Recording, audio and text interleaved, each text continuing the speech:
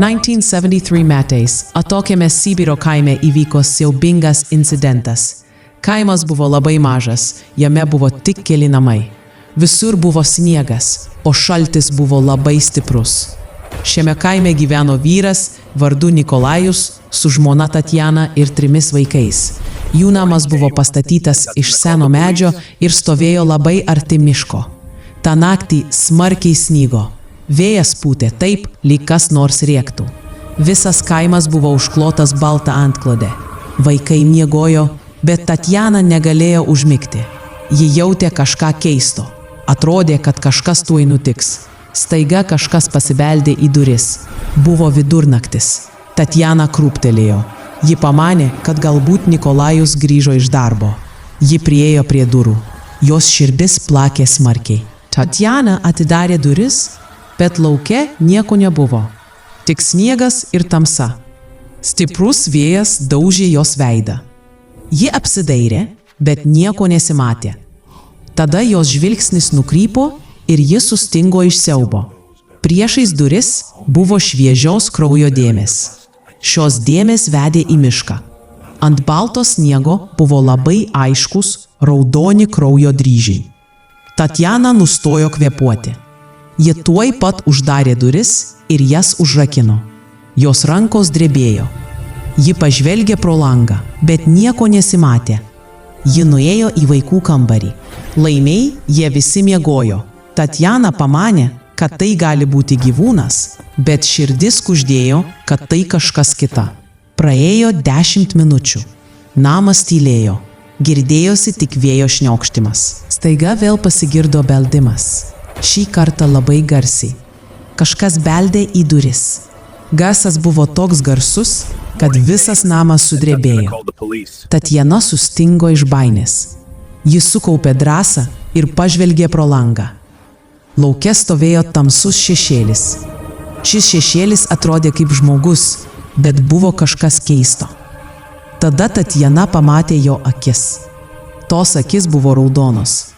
Raudonos ir blizgančios kaip kraujas. Tatjana norėjo rėkti, bet iš burnos neišėjo jokio garso. Jos gerklė buvo sausa. Šešėlis vis beldėsi į duris. Atrodė, lyg norėtų įeiti vidun. Tatjana atsitraukė ir atsirėmė į sieną. Jos akyse kaupėsi ašaros. Ji pradėjo melstis, kad greitai ateitų rytas. Naktis atrodė tokia ilga. Tos raudonos akys vis dar buvo iš lango. Jos spoksojo į ją. Ryte Tatjana paskambino policijai. Ji papasakojo viską, kas nutiko tą naktį. Į namus atvyko policininkai. Jie pamatė ant sniego vis dar buvusius kraujo pėdsakus.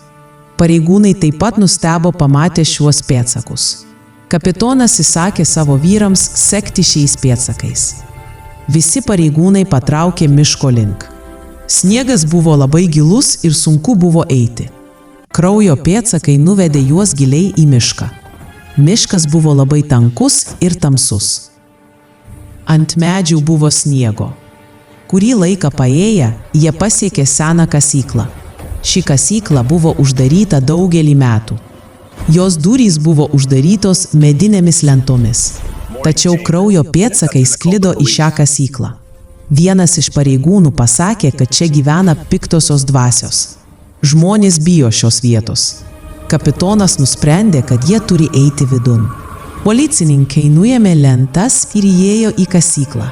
Viduje buvo labai tamsu. Jie uždegė žibintus. Ant sienų buvo keistų žymių. Šie žymės atrodė kaip kažkokia senovinė kalba. Ant grindų buvo išsibarstę seni kaulai. Visur buvo purvo ir akmenų. Ore tvyrojo dvokas. Eidami pirmyn, jie pamatė nedidelį kambarį. Kambaryje sėdėjo vyras. Jo drabužiai buvo suplyšę. Jo veidas buvo kruvinas. Jo plaukai buvo ilgi ir purvini. Jis sėdėjo veidu į sieną. Kai priėjo policininkai, jis pasuko galvą. Jo akys buvo paraudusios. Lygiai tokios, kokias buvo mačiusi Tatjana. Tada jis išleido baisų rėsmą. Tai nebuvo žmogaus balsas. Jis skambėjo kaip gyvūno ar demono balsas. Visi pareigūnai išsigandę išbėgo. Vyras buvo nuvežtas į ligoninę. Gydytojai buvo šokiruoti jį pamatę. Jo kūnas buvo labai nusilpęs. Atrodė lyg jis nebūtų valgęs mėnesius. Jo oda buvo pageltusi, tačiau jo jėga buvo nepaprasta.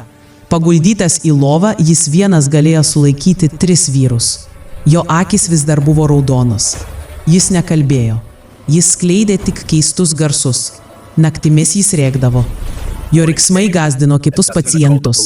Slaugytojos bijojo prie jo artintis. Gydytojai patikrino jo įrašus. Paaiškėjo, kad šis vyras dingo prieš 5 metus.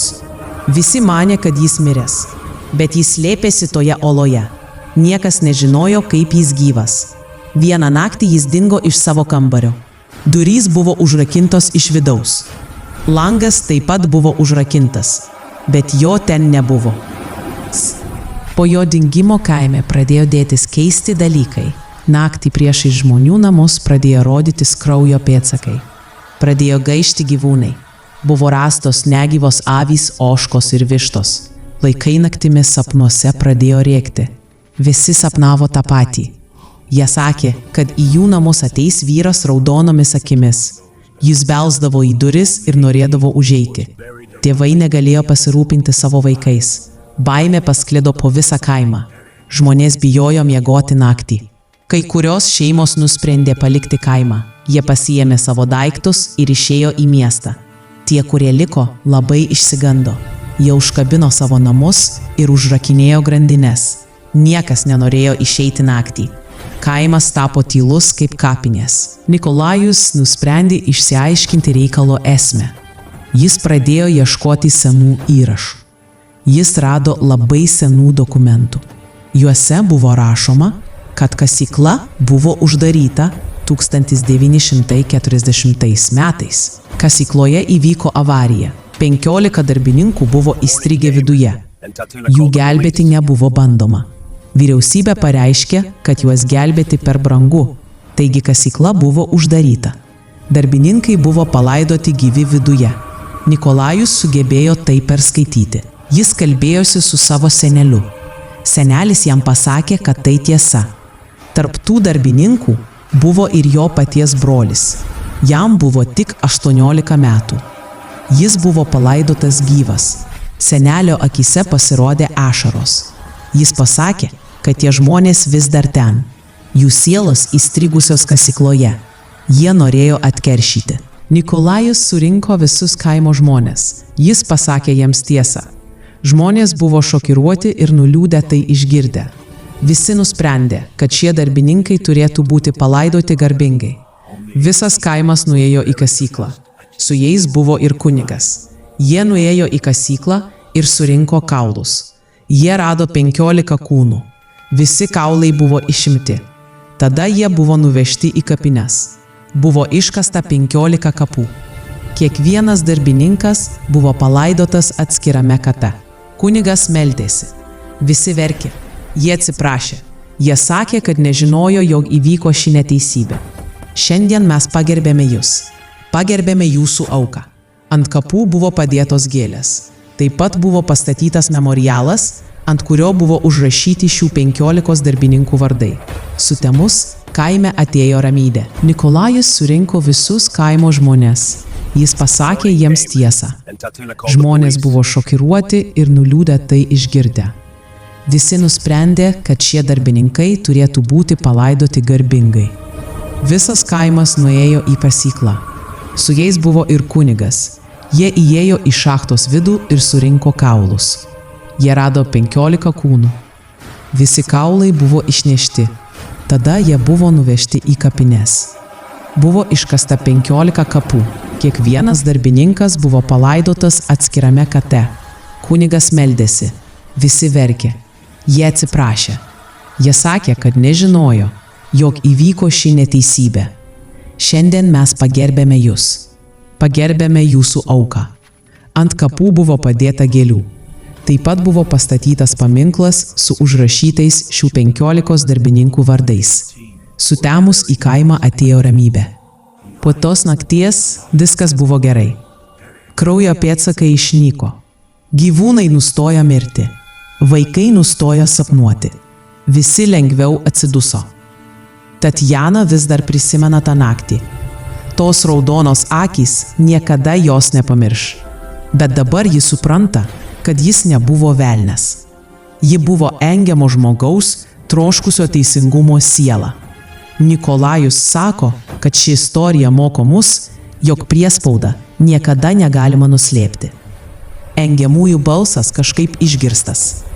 Kad ir kiek laiko praeitų. Šiandien šiame kaime tvyro ramybė. Žmonės sako, kad šių darbininkų sielos dabar ramios.